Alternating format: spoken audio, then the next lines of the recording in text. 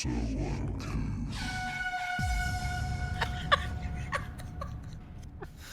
Welcome to So Uncouth. Oh, whoa. Off with a bang. A podcast filled with noises and conversations you can't have in polite company. I'm Victoria Hannaford, a recovering journalist. I'm with Caroline Craig, who just coughed into your ear holes. She's an actor. Good morning. And our friend, the mysterious Bunsen Burner, who earned that name because of her love of noxious gases. We're three friends who live in three different cities, so you're joining our weekly catch-up and we are delighted you're here with us. Now, Bunsen, right off the bat, I've heard that we've got beef. No, listen, I wouldn't call this beef. Listen, this is a question of etiquette, I would say, couth or uncouth. I feel like we're pivoting to a bit of a Jerry Springer type genre, but maybe this is an intervention. Listen, okay, so just Is first, it because I'm covered in food stains? Is it my excessive use of the word vibes? Because I used a bread maker in the pandemic. What is it, Bunsen? What is it? Go. sorry, I just Beef. Okay, it's not beef. Sorry, when you said you used a bread maker in the pandemic, I just remember a conversation that I had with Caroline that was like, all I can talk about is sourdough, and all Callum can talk about is crypto. Crypto. Yeah, that's right. Anyway, sorry, I digress. So beef, listen, this is not beef. It's just couth or uncouth. First of all, I would like to ask the two of you if it is ever appropriate when you are at somebody else's house to look inside their cupboards. Oh, always, especially when you go to the toilet. That's the whole reason for going to the bathroom. In front of the host. front of the I mean, you may go to the bathroom with the host. I don't know, but Have you been wandering into people's houses and just opening up the pantry? Or I think I did it. oh, Victoria, have you hit on something there? You think you did it? When do you think you might have done that, Victoria? I like every time I go to someone's house, I want to look through their cupboards. I don't know why. I just want to see what In front of spices them? they have. I'd do it in front of you. I'd do it behind your back. I mean, I wouldn't be doing it. you don't need to do it at our house because there's nothing in the cupboards. Everything is on the floor or on every surface. Or on your clothes or your face? Exactly, in the floor drape. I think the real question is, what shame are you hiding in your cupboards, Bunsen? I'm not looking for things. I'm just curious. Well, I do remember you once nature. opening my fridge and sort of like, obviously the constellation of foodstuffs gives you some kind of a character, something in your own mind. You kind of nodded in approval. But this is not the moment that I'm questioning you about. There was about 3 months ago, maybe 4 months ago, you came on a visit to my town. We went for a swim, and we then went to get some takeaway chicken, or, the bachelor's handbag, chicken in a bag, chicken and salad. We came back to my house and we put the takeaway food on plates, very civilised. And you said to me, have you got any chilli? And I said, there is no chilli in this house. There is nothing approaching chilli because I am a sensitive flower. My palate is extremely delicate. And you then went, oh, come on, you sure? And I said, no, really, I'm sure. And you're like, oh, you must have even some chili flakes or something. And you then you opened my pantry and you kind of ransacked the pantry. Do you recall any of this? I totally do. Yeah. I got no shame in my game. You then ransacked the pantry, which I found, I was just more sort of bemused at this point.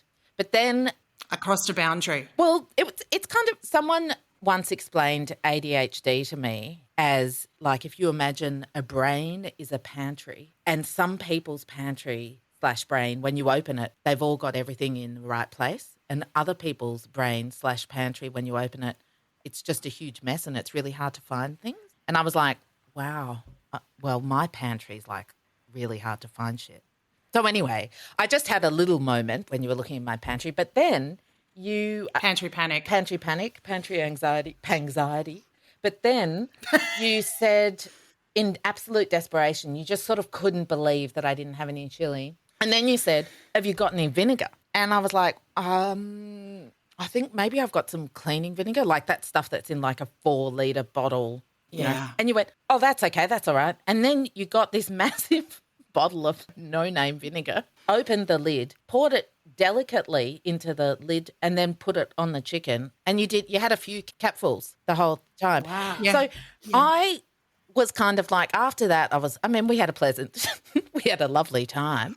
Didn't ruin the evening. Ruin the evening. But I was kind of like, is it just me? What is going on here? And so it was What's happening? the combination of The condiment conversation. exactly of condiment sort of desperation, pantry invasion, but also just eating with cleaning products. Then I then felt like I actually asked a couple of people about it. I hope you don't mind. I didn't mention any names, No. but now I have, No, so that's here we fine. are. Put it out there. And they both of these people looked at me like, you don't have any chili? What kind of a person are you? And then they looked at me with pity, kind of like, did you grow up in a really Anglo house? This is white people problems. It's cultural. All right. Yeah, anyway, sorry, I do feel like I've taken up a bit of time here, but I would like, An explanation? well, not so much an explanation. I'd also just kind of like to hear from Caroline as to how she would respond in a similar situation. Then we can hear from you, Victoria. All because right. Your actions have spoken quite loudly. The answer is no to both of you. Absolutely, patently no. Do not Wow. open people's cupboards. Remember when I was at your house, Caroline, and I started I'm coming in strong. rummaging in your cupboards to make a vegan meal for a guest?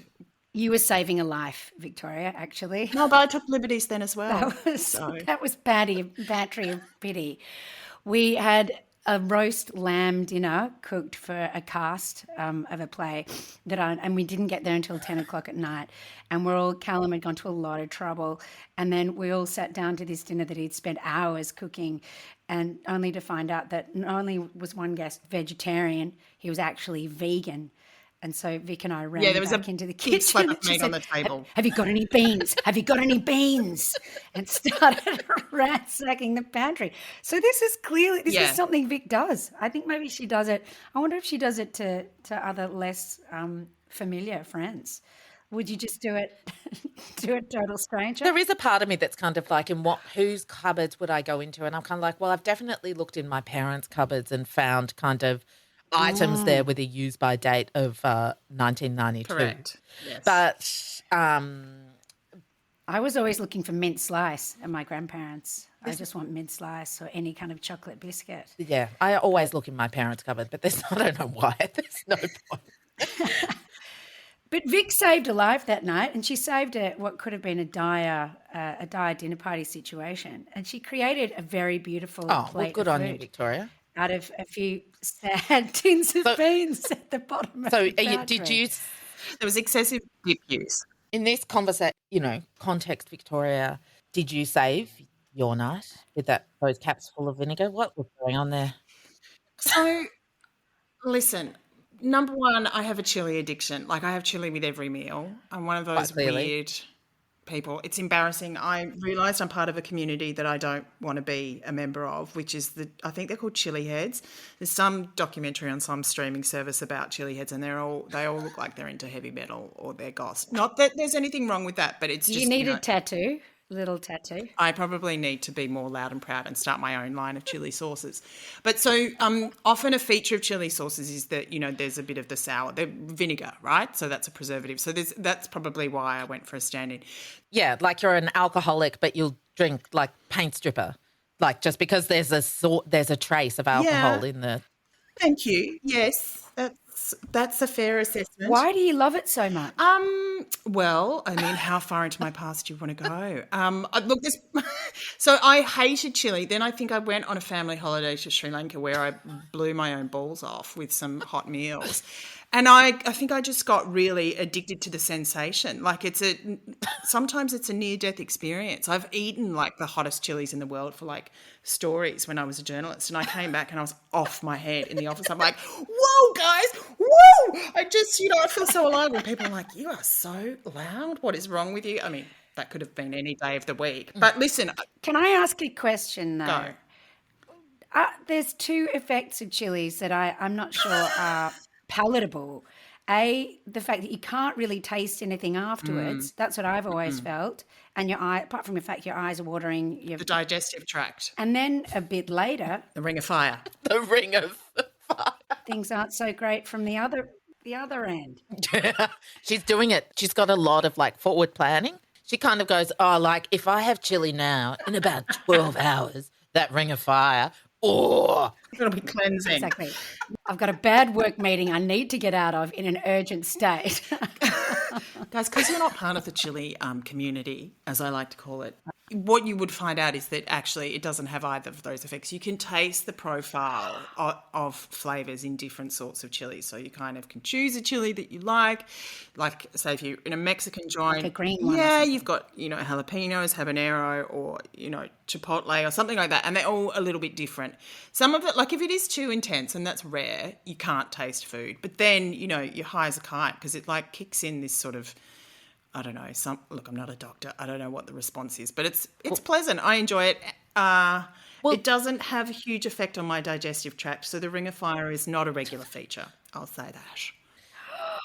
You're an anomaly. I'm extreme. You're a genetic anomaly.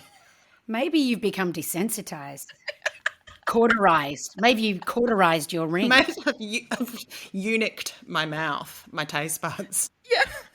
Well, one of the people that I was talking to about this went into a huge thing about chili and taste. Yeah. And apparently, because there are 4 parts of taste. There's like umami and I don't know what the other, sweet, sour, something, whatever. But chili is not actually, could be. Chili is actually about pain. Oh, But basically, no. So basically, it actually awakens pain receptors. So what you're telling, it's a form BDSM. of listen, Jalapeno harm. all I'm saying is I understand someone looking for chili, perhaps a few herbs and spices. You have been known to, as you call it, tune up my spaghetti bolognese sauce. That's another issue I have. And that's fine. But it's more just like the vinegar thing, really. I was like, wow, I haven't seen that before. No, that's a bit off. Extreme. Yeah, that's a bit off. But obviously you were quite desperate. Listen, I've been in a chicken shop and a woman, I asked for vinegar and she's like, all right, I guess everyone's different. So Did you have any chips? I mean, if you had chips, there we might had be a a bit of... coleslaw. No, Okay, so the vinegar thing, it goes back to when I was like 14 and I had a job in a chemist, and the boss, the head chemist, he used to eat like half a chicken every day and douse it in vinegar. It cuts through the greasiness, I find. Anyway, listen, I can't defend myself, but what I will say, Bunsen, is that your condiment of choice, your spice of choice was extremely prominent. That's the main thing I remember is I could see cumin in the cupboard. And from the days when you and I used to share a house and everything tasted of cumin, aka, I mean, it's a lot of cumin. Cumin. It also can take on a slight dirt kind of flavour. Good to see things haven't changed on that front. Cumin or cumin is front and centre. It's all sounding quite autoerotic, I got to say. This entire... And this also brings me to my next pantry question. Did you find peanut butter in there, Victoria? Or peeny butt butt? Peeny butt as butt. Bunsen used I to think call there it. was. I think that Bunsen may have fallen on back into old habits. And is there peanut butter in your house, Bunsen? Oh, there is peanut butter in my house, but unlike you, Victoria, with your chili and pain addiction, I've got a handle on my peanut butter addiction by just having the really awful stuff that has The blandest peeny butt butt. It's just there's no craft. There's no kind sugar. of sugar and salt in it. Yeah. Boring. But you know what? And I'm going to call it. I'm going to call you and challenge you on this one because I have seen you spread that peanut butter and then put salt on it. Yeah, okay. I've seen you do it, okay? The other thing that I discovered, I think, when I was on holiday with you, Bunsen, when we were, I think, in Zanzibar, and you were eating loads of peanuts, is that you discovered that perhaps one of the reasons for your addiction was that you had a mild intolerance to it, and it had a deleterious effect on your gas emissions, although it is quite hard to tell when that is a new threshold because you've always been something of a gassy individual. Hence the name Bunsen. Well, we'll get into that too. Yeah. Yeah. Well, listen, I think that basically was because there was a bit of a backstory to that whole, and they were called ground nuts, I believe. To that whole ground nuts fiasco, which basically involved something that my doctor has referred to as a shy bowel, which is that, you know, Caroline's face. She's closing her eyes and she doesn't want to hear a word more. She's shaking her head Would you going, rather a "What shy are we bowel doing?" or an extroverted bowel? That's what I want to know. I think an ambivert bowel Oh, is the idea. Yeah, thank you. Flexitarian. But basically, the conditions have to be exactly right for the, you know, and what was happening was that there were a lot of, squat toilets, and part of my conditions being right is like sitting and reading. It's very hard to read a book on the, so I ended up in quite a backed up situation, and I happened to meet some medical students, and they were one of them was specializing in pharmacy and was really into traveling in Tanzania because you can buy anything you want from a pharmacy. You don't need a prescription. So Great. he just wrote down the name of some drug because I had quite a distended stomach at that point. He just wrote down the thing and he said, just go to a chemist and have some of this. And I did. And all I can say is I think it really altered things for a while after that, which was when I met up with you. You're shy about opening your pantry, but you're not shy about opening your bowel with total strangers in a backpackers. That's what makes me so fascinating, Caroline. Okay, so just quickly, Bunsen, why are you called Bunsen Burner? For the listeners, the tens of listeners we have joining us, and we thank you for your company, it's time to come clean about the name Bunsen Burner. Well, listen, in 1987, I was in a drama class. God knows why. In a school drama class, there was a woman teaching us something about the Alexander technique. Caroline knows all about it. She's sitting up very straight right now. It's fine. It's not Alexander technique. It's the opposite. All I know is it doesn't really matter. The Alexander technique's irrelevant. The fact is we were in a class. We were all supposed to be completely quiet, and we were supposed to be imagining there was a string from our, going basically from the top of our head. But anyway, one of those kinds of out your situations. backside. Well, listen, I don't know if it was the Alexander technique or just my dad's homemade muesli mix, which did feature a lot of nuts, actually. Now I'm putting a few things together decades later. Anyway, let's just say there was a massive eruption and it came from me. And from that moment, I got the nickname Bunsen because I was like a Bunsen burner, i.e. full of gas. And I still have some friends who refer to me as Bunce. That's beautiful. That's really beautiful. I was thinking about an uncouth moment and talking about different kind of flavours. There's been a bit of nose picking in our house. Oh. And just thinking about, the saltiness of the peanut butter. And hang on. You're moving from nose picking to eating nose picking. You can't eat it. They're two very different things. That is true. There was a scream in the back of my car as we were driving through she's got her finger up her nose and then she put it in her mouth. And then my mother was in the car and I was thinking, this is a bit uncouth in front of my mum. She's going to get a bit upset about this. And she said, I just like the salty flavour. Your mum did? No, one of the kids did. And my mother turned around looking like she was about to explode. And she said, everybody's doing it, picking their nose and chewing it. And the kids erupted in a song. They started joining in, going, everybody's doing it. And then they started elaborating it, chewing it and picking it and crunching it and eating it. And it just went on and on and on.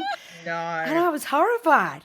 And I didn't know what to do in the car. I started yelling, and it goes back to last week, Victoria, where you were accosting your mother. And I was about to say, Mum, you're uncouth. But they loved it. They were all so excited about it. So you could cut out the middleman of anything in the pantry and just go straight back to your own body. Nice segue. Actually, it does bring me to my uncouth of the week. Yeah, because my uncouth of the week also involves behaviour in a car. It's actually my behaviour in a car. This could be a bit exposing. I don't know if it'll... Listen, I think we're well past that point. Well, people are picking their nose in our car. I mean, you got a free car pass. Well, because it's one of those terrible things where, right, like you feel like you're in your own space, but actually it's a glass box. Everyone can see in. And you often see people doing their makeup and stuff in cars, like on the way to work, multitasking, driving, whatever. It's like that thing that people talk about as main character energy. So when you're in the car, like you're the boss of the road, you're the boss of your car, and you are the star of the show. Like, and whatever you want to do goes, right? I feel like that when I drive. Maybe that's an issue. Something else we need to address. Thank God she's in Adelaide. I was about to say she wouldn't cope. She wouldn't cope in the mean streets of Sydney. Jesus. Those mean one-way streets. Yeah. Listen, I just had someone look at me as I was doing something in my car. What were you doing? There's a time of day, people call it the golden hour. The sun's rising, the sun's setting. Very, like a lot of light shining into the car if you're driving in a certain direction. And it is only at those times that I can see these huge hairs that have started growing out of my chin. I cannot see them. If I look in the mirror, no matter what, I shine a torch on them, a phone, whatever, cannot glint in the golden hour. The only time I can see them is in the golden hour. And so the rear view mirror? Are you looking in the rear view mirror, or have you got... No, I'm actually looking in the, like you can pull down the visor. There's a little slide. Yep. And it's almost become a Pavlovian thing now. It's kind of like if the sun is out and I'm stopping, I'll pull it down because I know that this is my only opportunity to see something that other people can probably see all the time, but I can't see. And I have also started packing tweezers in the car. I see where this is going. Listen, I think it's very practical, but basically I could just see the look on this woman's face. What were you doing? Let's go blow by blow. Where were you? How did this all go down? Stopping at a traffic lights, waiting, did a quick check and saw, because these I don't understand these hairs. Anyway, that's a whole other conversation. What about the traffic? What about the cars? I stopped at a red You light. stopped. There's often a bank up. There's a bank up of traffic. You've got an opportunity to reach for a tweezer? Yeah. I mean, it only takes 2 seconds, right? So, look, I think there's one thing. I would probably be pulling over and doing it just for safety's sake. But Thank you, Victoria. Thank goodness. fuck it. Do whatever you want. Let's normalise chin hair. Ladies have got beards too. Everyone can fuck off. Yeah. She's got her own hairs. She's probably just I often fully... pick nose hairs out because I've got a diverted septum. Pick away. You can see them more on one side. Yeah. They're so loose now I don't need tweezers. I just use my fingernails. What do you do in the car, Victoria? I want your dirt. I want to know what happens. In my car? In your secret universe. Or do you have tinted windows? I always wonder about those people with the heavily tinted windows. Tinted windows in a subwoofer. What are they doing? Maybe that's what I need to do. They've got Oh my a God, full that's the solution. waxing salon in there. And they've got 2 fingers up their nose like this. In those tinted window cars. They're having a free-for-all. So what happens in my car, usually I have it locked on to a dance music station because I am mentally arrested at the age of, let's say, 27. Sometimes I'll sing along. I do get bouts of road rage from time to time. All in all, I'm probably no one's died on the roads yet, but I don't know if if it's safe for me to be out there, given everything I've confessed to, in terms of me feeling like it's main character energy. Everyone's I in yell main at people character a lot. energy. Everyone is. Everyone's a hero of their own story. Or the villain. You, in the case of you, yeah. Oh no, I'm like the character. I'm the jester of my, but like the side. Like That's right. Are you the hero and then you pull the mirror down and then you look up and you're the villain? Yeah. You've got a bit of that Two-Face thing going on. Yeah. Then I put it up and down, up and down, up and down. Suddenly you're like a Disney villain, sort of crag in the golden hour. Isn't the golden hour meant to be like pleasant light? Isn't that something that Instagram influencers talk about? It's the not light when everything kind of looks golden because the sun is lower, so it will shine on things and it makes things look beautifully lit. Yeah. So Caroline would know this, working in the film and television industry. In TV, they're always very excited. That's why you have to get there at the crack of dawn, or before the crack of dawn, and you're wandering around in the dark, and then suddenly you're out there looking majestic. It's a hero light. It's a hero light. Yeah. Actually. Well, that's what my chin hair thinks. Now is my time to shine. Well, I think so. You're the So Uncouth of the week. We had Barnaby Joyce last week, so you've awarded yourself. Absolutely. Bunsen. That's up to you guys, I guess. It's a behaviour. It is a behaviour. Barnaby Joyce has been the gift that's kept on giving. Have you seen that they've put a plaque up? Yes, I did see that. Oh, it's become a whole other thing. I feel that we were quite flippant about it last week. It's all happening. Yeah, I think if we establish right now that we're not in the business of providing serious analysis, I think that's probably fairly important. What are you talking about, Victoria? Excuse me. What are you talking about? We've talked about pantries, chin hair, Intergenerational nose picking. intergenerational nose picking, and you're driving. Are you trying to say that this is not serious analysis? No, you're right. And actually, who am I to judge? I don't want to ascribe value to anything, inappropriately. So, Victoria, did you have anything that you're wanting to bring to the table this week? Well, look, I think we're almost out of time, so I'm probably going to save some of my gold for another time. Some of my dilemmas are evergreen. But I just wanted to bring to your attention, because we are now professional podcasters, we have received our first review on Apple Podcasts, and I would say like and subscribe to anyone listening out there. What does the review say? Well, let's, 5 stars, headline, hilarious. And the name of the commenter is Nudge 2019. Caroline, was that you? No. Well, I probably would have misspelt it if it were me. Sure. Might have even written hilarious, or I certainly would after this episode. And the review goes thus. I laughed out loud when listening to this in public and people thought I was a loon. If only you were men, it would have been better. So I feel that's my So Uncouth of the week. Thank you very much. Nudge 2019. That was handed on a platter. That came out of the bottom rung of the pantry, didn't it? And on that note, I think it's time to say farewell for a week. So I will cop yous later. Cop yous later. Check you later.